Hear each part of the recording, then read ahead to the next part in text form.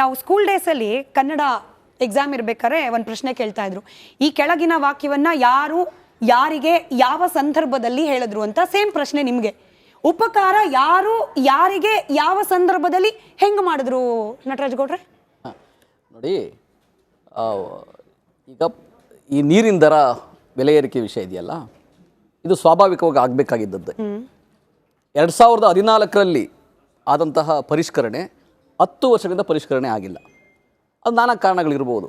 ಆದರೆ ಈ BWSS ಒಂದು ಇಂಡಿಪೆಂಡೆಂಟ್ ಬಾಡಿ, ಅದು ನಿರ್ವಹಣೆ ಮಾಡಲಿಕ್ಕೆ ವೆಚ್ಚ ಆಗ್ತದೆ ಹೊರತು ಯಾವುದೇ ಆದಾಯ ಮಾಡೋ ಸಂಸ್ಥೆ ಅಲ್ಲ. ಅದೇನು ಆದಾಯ ಮಾಡಿಕೊಂಡು ಜನಗಳಿಗೆ ಹೊರೆ ಹಾಕಿ ಆದಾಯ ಮಾಡಿಕೊಂಡು ಹಣವನ್ನು ಯೂಸ್ ಮಾಡ್ತಾ ಇಲ್ಲ. ಅದು ಒಂದು ಸೇವೆ ಮಾಡಲಿಕ್ಕೆ ಇರ್ತಕ್ಕಂಥ ಸಂಸ್ಥೆ. ಅದು ನಿರ್ವಹಣೆಗೆ ಏನು ಬೇಕೋ ಆ ಖರ್ಚನ್ನು ಮಾತ್ರ ಅವರು ಅದನ್ನು ತೆಗಿತಾರೆ.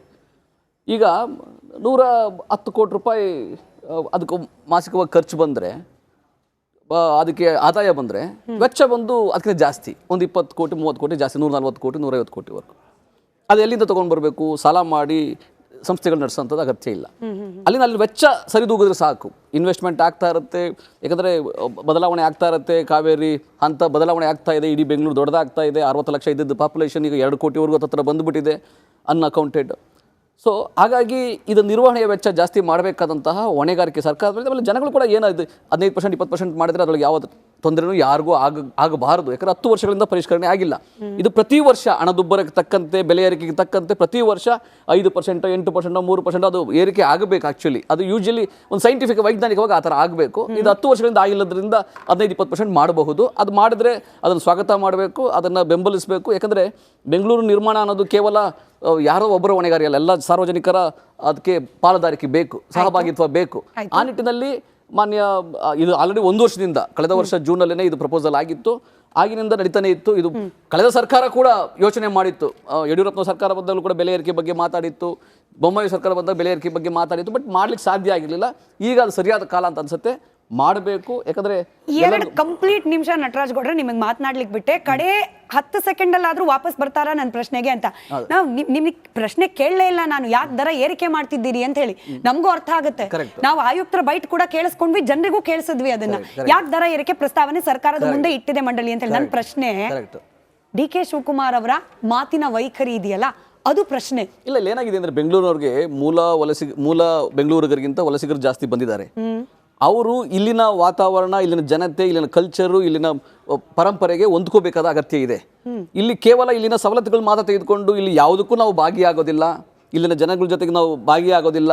ಅಥವಾ ಇಲ್ಲಿ ಯಾವುದೇ ಸಮಯದಲ್ಲಾಗಲಿ ಭಾಷೆ, ನೆಲ, ನಮ್ಮ ಒಂದು ಆಡಳಿತ, ಇದ್ರ ಬಗ್ಗೆ ನೀವು ಒಲವು ತೋರಲ್ಲ, ಅಥವಾ ನಾವು ಬರೀ ನೀವು ಇಲ್ಲಿಂದ ನಮ್ಮ ಸೇವೆ ಕೊಡ್ಲಿಕ್ಕೆ ಮಾತ್ರ ಇರೋದು ಅಂತ ಹೇಳಿ ದಬ್ಬಾಳಿಕೆ ಮಾಡುವಂತ ಪ್ರವೃತ್ತಿ, ಇಂಥವೆಲ್ಲ ಬಿಡಬೇಕು. ವಲಸಿಗರಿಗೆ ಮಾತ್ರ ಹೇಳಿದ್ದ, ಎಲ್ಲೂ ಕೇಳಿಸ್ಲಿಲ್ಲ. ವಲಸಿಗ ಅನ್ನೋ ವಲಸಿಗರು ಅಂತ DK ಶಿವಕುಮಾರ್ ಅವರು ಹೇಳಿ ಕೇಳಿಸ್ಲಿಲ್ಲ.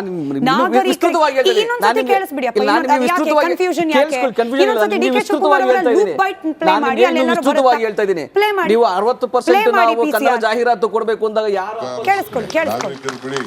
ಅವ್ರು ಎಷ್ಟು ಮಾತ್ರ ಬರೀ ಉಪಯೋಗಿಸ್ಕೊಳ್ಳೋದಷ್ಟೇ. ಅವ್ರೇನು ಉಪಕಾರ ಸ್ಮರಣೆ ಇಟ್ಕೊಳ್ಳೋದಿಲ್ಲ. ಅವರೆಲ್ಲ ನಾಗರಿಕರು ಬಿಡಿ, ಅವ್ರು ಎಷ್ಟು ಮಾತ್ರ ಬರೀ ಉಪಯೋಗಿಸ್ಕೊಳ್ಳೋದಷ್ಟೇ. ಅವ್ರೇನು ಉಪಕಾರ ಸ್ಮರಣೆ ಇಟ್ಕೊಳ್ಳೋದಿಲ್ಲ. ಅವರೆಲ್ಲ ನೀರ್ ಬತ್ತು ಇಲ್ಲ ಇಲ್ವಾ ಇಲ್ಲ. ಅಶೋಕ್ ಗೌಡ್ರೆ ನಿಮ್ಗೇನಾರ ಕೇಳಿಸ್ತಾ? ನಾಗರಿಕರು ಅಂದ್ರಪ್ಪ, ಅಲ್ಲಿ ಮೂಲ ವಲಸಿಗ ಕ್ಲಿಯರ್ ಕಟ್ ಆಗಿ ಹೇಳಿದ್ದೇನು ಅಂತಂದ್ರೆ, ಅವರು ಪ್ರತಿಯೊಬ್ಬರನ್ನು ಹೀಯಾಳಿಸ್ತಕ್ಕಂಥ ಕೆಲಸನ ಮಾಡ್ತಿದ್ದಾರೆ, ವೋಟರ್ಸ್ನ ಹೀಯಾಳಿಸ್ತಕ್ಕಂಥ ಕೆಲಸ ಮಾಡ್ತಾರೆ. 224 ಕ್ಷೇತ್ರದಲ್ಲಿ ಇವತ್ತು ಕರ್ನಾಟಕದಲ್ಲಿ ಎಲ್ಲೂ ಸಹ ಹೊಸದಾಗಿ ರಿಬನ್ ಕಟಿಂಗ್ ಆಗ್ತಾ ಇಲ್ಲ, ಶಂಕುಸ್ಥಾಪನೆ ಆಗ್ತಾ ಇಲ್ಲ. ಯಾಕೆ ಅಂತಂದ್ರೆ ಇವರು ಗ್ಯಾರಂಟಿ ಹೆಸರಲ್ಲಿ 5G ಹೆಸರಲ್ಲಿ 4S ಅವರು ಲೂಟಿ ಸ್ಟಾರ್ಟ್ ಮಾಡಿದ್ದಾರೆ. ಇದು ಸತತವಾಗಿ ನಡ್ಕೊಂಡು ಬರ್ತಾನೆ ಇದೆ. ಸರ್ವಿಸಸ್ಸು ಮತ್ತು ಟ್ಯಾಕ್ಸಸ್ ಅಂತಂದರೆ ಈಗ BWSSB ಸರ್ವಿಸು, BMTC ಇರ್ಬೋದು, ಹಾಲಿನ ದರ ಇರ್ಬೋದು, ಅಂದರೆ ಇದೆಲ್ಲ ಸರ್ವಿಸಸ್ ಸೆಕ್ಟರ್ಸಲ್ಲಿ ಜಾಸ್ತಿ ಮಾಡಿ ಅಲ್ಲಿಂದ ಒಂದು ತತ್ಸುಮಾರು 10,000 ಕೋಟಿ ಕಲೆಕ್ಟ್ ಮಾಡ್ತಾರೆ.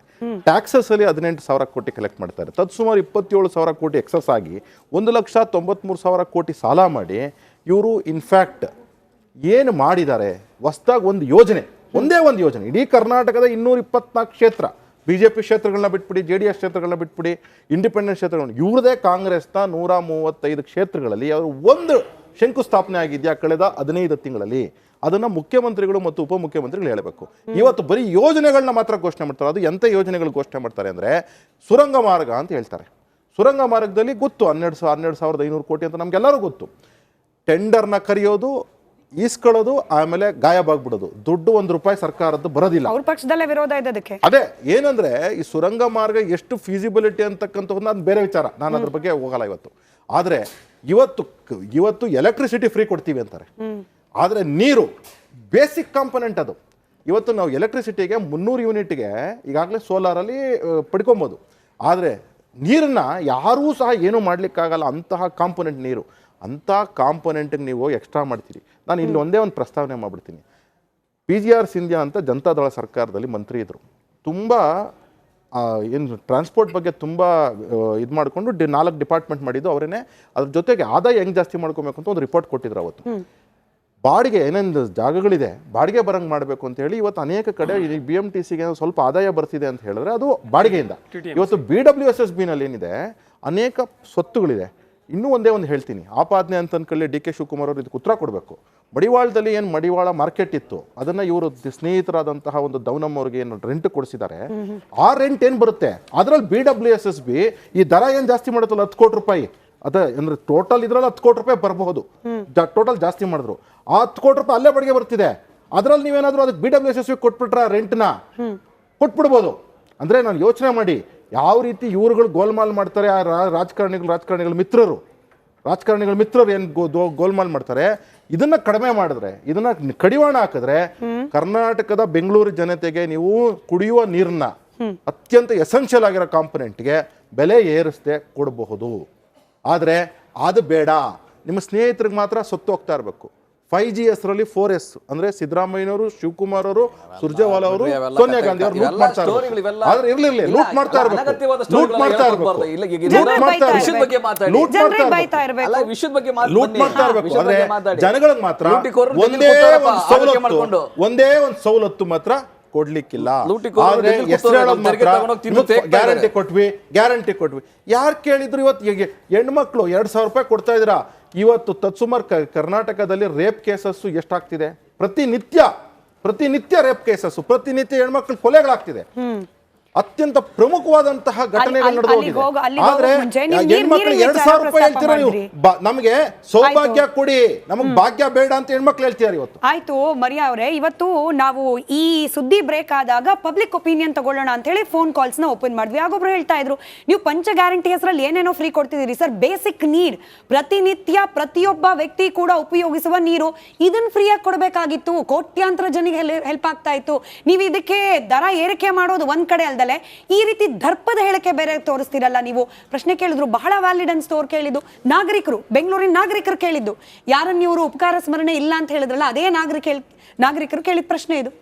ತುಂಬ irresponsible statement as a deputy chief minister ಇವತ್ತು ಅವ್ರು ಕೊಟ್ಟಿರೋದು. ಯಾಕಂದರೆ ಜನರಿಗೆ ಕೃತಜ್ಞತೆ ಇಲ್ಲ, ಆ ಥರ ಜನರು ಬಿಹೇವ್ ಮಾಡ್ತಾ ಇದ್ದಾರೆ ಅಂತ. ನೀವು ಎಷ್ಟು ಒಂದು ಒಳ್ಳೆ ಸ್ಟೇಟ್ಮೆಂಟ್ ಹೇಳಿದ್ರಿ. ಅವ್ರ ಮನೆಯಿಂದ ಯಾರು ದುಡ್ಡು ತಗೊಂಡ್ಬಂದು ಹಾಕೋಲ್ಲ. ಇದು ನಾವು ಜನ ಕಟ್ಟಿರೋ ತೆರಿಗೆ ಹಣದಿಂದ ಇವ್ರ ಜನರಿಗೆ ಏನು ಸರ್ವಿಸ್ ಕೊಡಬೇಕೋ ಅದು ಕೊಡ್ತಾ ಇದ್ದಾರೆ. ಸೊ ಇವರು MLA ಎಲೆಕ್ಷನ್ ಟೈಮಲ್ಲಿ ಜನ ಇವ್ರಿಗೆ ಎಷ್ಟು ಸೀಟಿಂದ ಗೆದ್ದು ಇವ್ರನ್ನ CM ಹಾಕ್ಸಿ ಇಲ್ಲಿ ಕೂರಿಸಿದ್ದಾರೆ ಅದು ಮರ್ತೋಗಿದ್ದಾರೆ. ಇವತ್ತು ಜ್ಞಾಪಕ ಇದ್ದಿದ್ರೆ ಈ ತರ ಸ್ಟೇಟ್ಮೆಂಟ್ ಅವ್ರು ಕೊಡೋದಿಲ್ಲ. ಯಾಕಂದ್ರೆ ಉಪಕಾರ ಮಾಡಿರೋದು ಜನ, ಕರ್ನಾಟಕದ ಜನ ಇವ್ರ ಮೇಲೆ. ಇವ್ರು ಏನು ಜನರ ಮೇಲೆ ಉಪಕಾರ ಮಾಡ್ತಾ ಇಲ್ಲ. ಎರಡನೇ ವಿಷಯ, ಇವಾಗ ಈ ಸ್ಟೇಟ್ಮೆಂಟ್ ಬಂದಿರೋಕ್ಕೆ ಮುಖ್ಯವಾದ ಕಾರಣ ಯಾಕಂದ್ರೆ MLA ಎಲೆಕ್ಷನ್ ಟೈಮಲ್ಲಿ ಇವ್ರಿಗೆ ಗೆದ್ದು ಜನ ಕರ್ಕೊಂಡು ಬಂದ್ರು. ಅವತ್ತು ಏನು ಸ್ಟೇಟ್ಮೆಂಟ್ ಬೇಕೋ ಇವ್ರು ಕೊಟ್ಬಿಟ್ರು. ಇವಾಗ MP ಎಲೆಕ್ಷನ್ ರಿಸಲ್ಟ್ ಯಾವ ತರ ಬಂದಿದೆ ಅದಕ್ಕೆ ಇವ್ರು ಕೊಡ್ತಿರೋ ರಿಯಾಕ್ಷನ್ಗಳು ಇದಾಗ್ತಾ ಇರೋದು ಅಂತ